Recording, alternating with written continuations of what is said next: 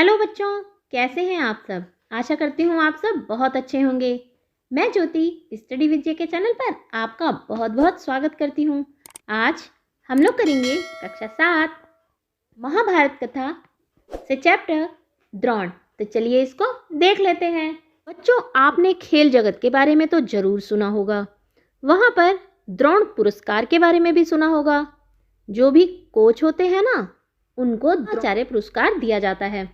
ये आचार्य द्रोण कौन थे जिनके नाम पर उस पुरस्कार को दिया जाता है? आइए उनके बारे में हम जानते हैं।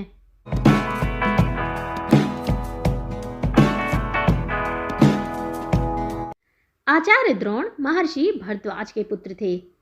पांचाल नरेश का पुत्र द्रुपद भी द्रोण के साथ ही भरद्वाज आश्रम में शिक्षा पा रहा था। दोनों में गहरी मित्रता थी।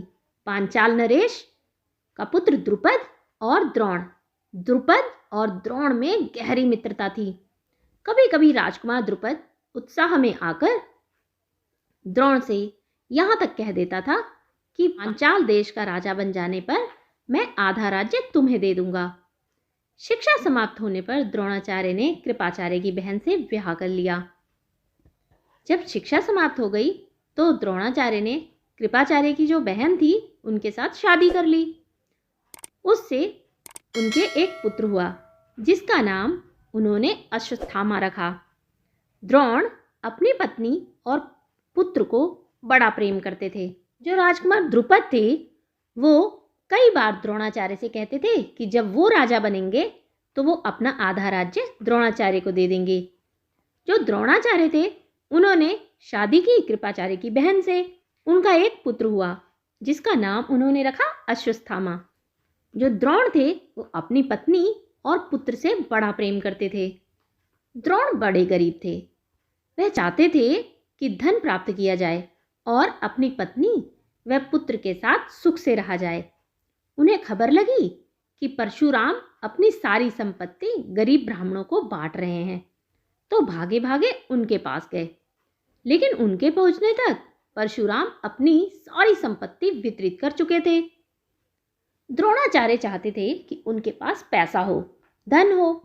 धन किस लिए हो? ताकि वो अपनी पत्नी और पुत्र के साथ सुख से रह सकें। जब उन्हें ये मालूम पड़ा कि परशुराम अपनी सारी संपत्ति धन दौलत गरीब ब्राह्मणों को बांट रहे हैं तो वो भागे हुए उनके पास गए। लेकिन जब तक वो पहुंचे तो क्या हुआ? परशुराम अपनी सारी संपत्ति बांट चुके थे और वन जाने की तैयारी कर रहे थे। जब परशुराम ने द्रोण को देखा तो उससे बोले, ब्राह्मण श्रेष्ठ, आपका स्वागत है, पर मेरे पास जो कुछ था वह मैं बांट चुका हूँ। अब यह मेरा शरीर और धनुर्विद्या ही है। बताइए मैं आपके लिए क्या करूँ? जो परशुराम थे ना, वो धनुर्विद्या में पारंगत थे। उन्हें धनुर्विद्या बहुत अच्छे से आती थी। परशुराम द्रोण को देखकर बोले, ब्राह्मण श्रेष्ठ, आपका स्वागत है, पर मेरे पास जो कुछ भी था वह मैं बांट चुका हूँ। अब यह मेरा शरीर और धनुर्विद्या ही है। बताइए मैं आपके लिए क्या करूं? जो परशुराम थे वो धनुर्विद्या में पारंगत थे। उन्हें धनुर्विद्या बहुत अच्छे से आती थी। तब द्रोण ने उनसे सारे अस्त्रों के प्रयोग तथा रहस्य सिखाने की प्रार्थना की। परशुराम ने यह प्रार्थना स्वीकार कर ली और द्रोण को धनुर्विद्या की पूरी शिक्षा दे दी। उन्होंने कहा कि उन्हें सारे अस्त्रों का प्रयोग सिखा दीजिए।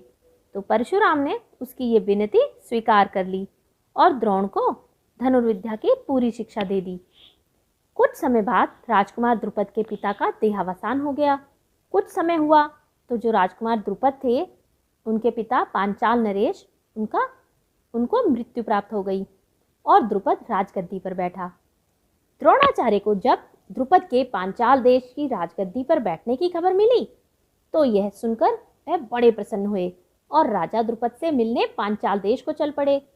क्योंकि जब वो साथ साथ पढ़ते थे तो राजकुमार द्रुपद उन्हें हमेशा कहा करते थे कि जब वो राजा बनेंगे तो वो अपना आधा राज्य द्रोणाचार्य को दे देंगे, द्रोण को दे देंगे।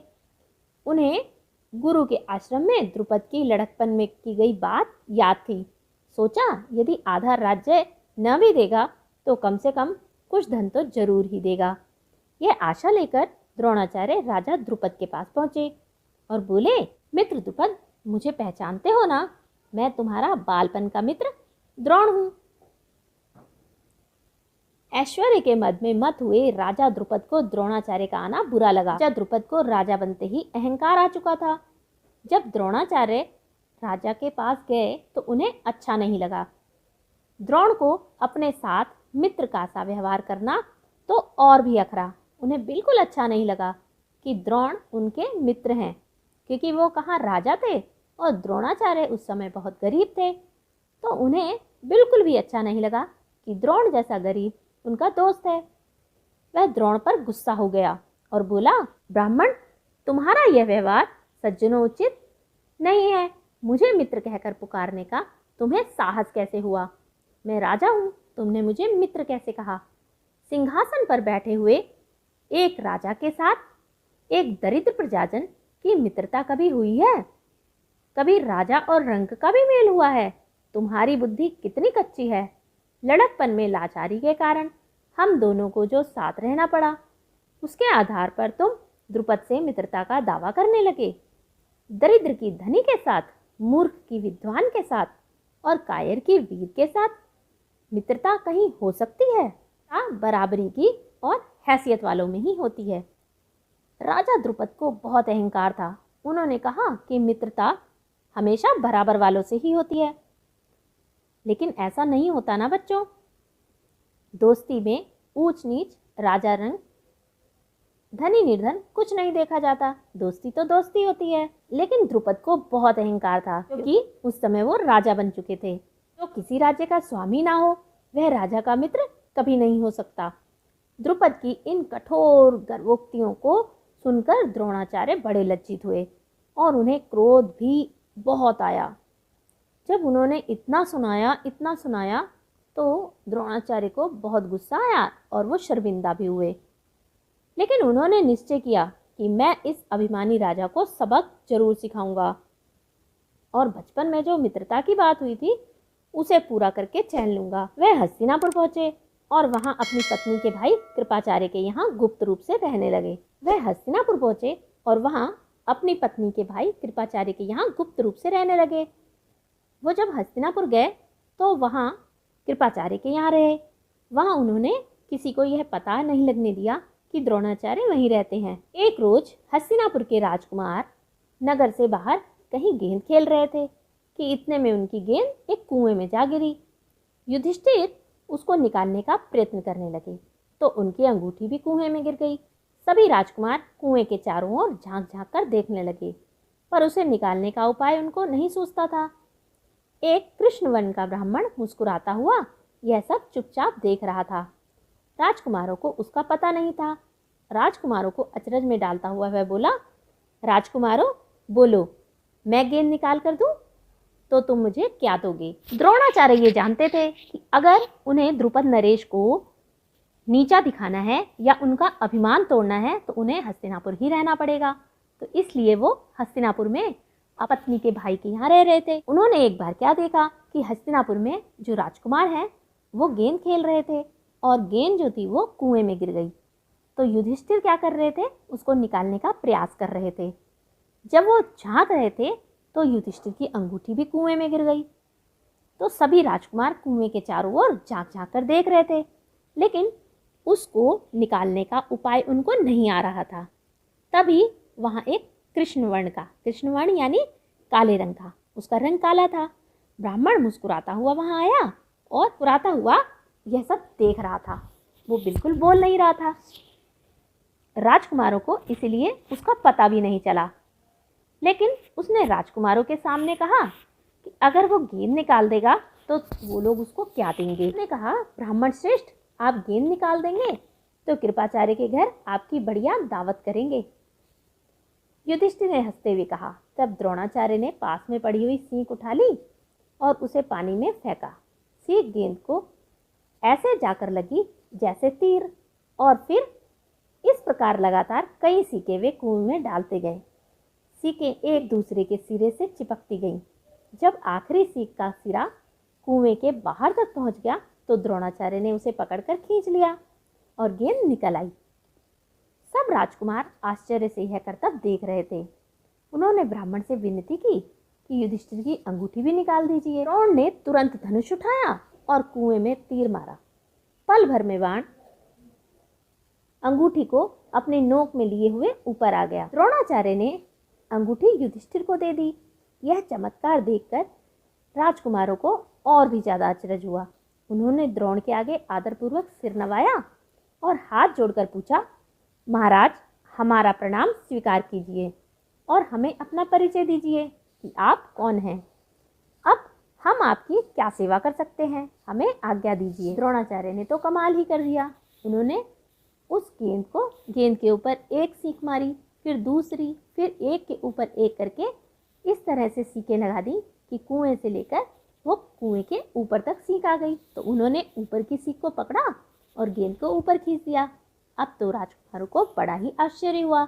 उन्होंने कहा, आपने बॉल तो निकाल दी है, गेंद तो निकाल दी है, आप युधिष्ठिर की अंगूठी भी निकाल दीजिए। तो उन्होंने तीर मारकर युधिष्ठिर की अंगूठी भी निकाल दी। अब तो सारे राजकुमारों को बहुत ही आश्चर्य होने लगा। उन्होंने कहा, महाराज, हमें बताइए आप कौन हैं, हम आपके लिए क्या कर सकते हैं। तो द्रोणाचार्य ने कहा, राजकुमारों, यह सारी घटना सुनाकर पितामह भीष्म से ही मेरा परिचय प्राप्त कर लेना। उन्होंने कहा कि आप ये सारी बात जब पितामह भीष्म को बताएंगे तो वो ही आपको बता देंगे कि मैं कौन हूँ। राजकुमारों ने जाकर पितामह भीष्म को सारी बात सुनाई तो भीष्म ताड़ गए कि हो न हो वे सुप्रसिद्ध आचार्य द्रोण ही होंगे। यह सोचकर उन्होंने निश्चय कर लिया कि अब से राजकुमारों की अस्त्र शस्त्र शिक्षा द्रोणाचार्य के हाथों से ही पूरी कराई जाएगी। बड़े सम्मान से उन्होंने द्रोण का स्वागत किया और राजकुमारों को आदेश दिया कि वे गुरु द्रोण से ही धनुर्विद्या सीखा करें। पहले सारे राजकुमारों को धनुर्विद्या की शिक्षा जो थी वो पितामह भीष्म दिया करते थे, लेकिन जब उन्हें गुरु द्रोणाचार्य का पता चला तो उन्होंने कहा कि आज से राजकुमारों को धनुर्विद्या सिखाने का काम वो गुरु द्रोणाचार्य से ही करवाएंगे। तो इसलिए उन्होंने सारे राजकुमारों को आदेश दिया कि वे गुरु द्रोण से ही धनुर्विद्या सीखा करेंगे। कुछ समय बाद जब राजकुमारों की शिक्षा पूरी हो गई तो द्रोणाचार्य ने उनसे गुरु दक्षिणा के रूप में पांचाल राज द्रुपद को कैद कर लाने के लिए कहा। उनके आज्ञानुसार पहले दुर्योधन और कर्ण ने द्रुपद के राज्य पर धावा बोल दिया, पर पराक्रमी द्रुपद के आगे वे न ठहर सके। उनके मन में द्रुपद से बदला लेने की बात चल रही थी, तो उन्होंने सबसे पहले यही कहा कि गुरु दक्षिणा के रूप में वो द्रुपद को कैद करके लाएं। तो दुर्योधन और कर्ण द्रुपद के राज्य पर धावा बोलने गए, लेकिन द्रुपद ने उनको हरा दिया और वो वापस आ गए। तब द्रोण ने अर्जुन को भेजा। अर्जुन ने पांचाल राज की सेना को तहस नहस कर दिया और राजा द्रुपद को उनके मंत्री सहित कैद करके आचार्य के सामने ला खड़ा किया। द्रोणाचार्य ने मुस्कुराते हुए द्रुपद से कहा, हे वीर, डरो नहीं, किसी प्रकार की विपत्ति की आशंका न करो। लड़कपन में तुम्हारी हमारी मित्रता थी, साथ साथ खेले कूदे उठे बैठे। बाद में जब तुम राजा बन गए तो ऐश्वर्य के मद में आकर तुम मुझे भूल गए और मेरा अपमान किया। तुमने कहा था कि राजा ही राजा के साथ मित्रता कर सकता है, इसी कारण मुझे युद्ध करके तुम्हारा राज्य छीनना पड़ा, परंतु मैं तो तुम्हारे साथ मित्रता ही करना चाहता हूँ, इसलिए आधा राज्य तुम्हें वापस लौटा देता हूँ, क्योंकि मेरा मित्र बनने के लिए भी तो तुम्हें राज्य चाहिए ना। मित्रता तो बराबरी की हैसियत वालों में ही हो सकती है। द्रोणाचार्य ने इसे अपने अपमान का काफी बदला समझा और उन्होंने द्रुपद को बड़े सम्मान के साथ विदा किया। इस प्रकार राजा द्रुपद का गर्व चूर हो गया, लेकिन बदले से घृणा दूर नहीं होती। किसी भी अभिमान को ठेस लगने पर जो पीड़ा होती है उसे सहन करना बड़ा कठिन होता है। द्रोण से बदला लेने की भावना द्रुपद के जीवन का लक्ष्य बन गई। उसने कई कठोर व्रत और तप इस कामना से किए कि उसे एक ऐसा पुत्र हो जो द्रोण को मार सके, साथ ही एक ऐसी कन्या हो जो अर्जुन से ब्याही जा सके। आखिर उनकी कामना पूरी हुई। उनके धृष्टद्युम्न नाम का एक पुत्र हुआ और द्रौपदी नाम की एक कन्या। आगे चलकर कुरुक्षेत्र की रणभूमि में अजय द्रोणाचार्य इसी धृष्टद्युम्न के हाथों मारे गए। तरफ द्रोणाचार्य ने उनसे अपने अपमान का बदला लिया, लेकिन आधा राज्य भी लौटाया। फिर भी द्रुपद के मन में कहीं ना कहीं ये बात बैठ चुकी थी कि वो द्रोणाचार्य से बदला जरूर लेंगे। उन्होंने कई व्रत, कई उपवास किए और भगवान से यही प्रार्थना की कि उन्हें एक ऐसा पुत्र दे जो द्रोणाचार्य को मार सके और एक ऐसी कन्या दे जिसका विवाह वो अर्जुन से करा सके, क्योंकि उन्होंने देखा था कि जो अर्जुन था वो बहुत ही पराक्रमी था और वो पराक्रम की सराहना करते थे। और भगवान ने उनकी इच्छा पूरी भी की। उनका जो पुत्र था धृष्टद्युम्न, जब महाभारत का युद्ध हुआ तो द्रोणाचार्य की मृत्यु कुरुक्षेत्र की रणभूमि में धृष्टद्युम्न के हाथों ही हुई और जो उनकी पुत्री द्रौपदी थी उसका विवाह अर्जुन के साथ हुआ। आगे का हाल जानेंगे हम अगले पार्ट में। आपको बताना है आपको ये वीडियो कैसी लगी। अच्छी लगी हो तो लाइक ज़रूर करें, अपने दोस्तों में ज़्यादा से ज़्यादा शेयर करें। जो लोग चैनल पर नए हैं चैनल को सब्सक्राइब कर दें। बहुत जल्द मिलेंगे हमारे नेक्स्ट पार्ट में।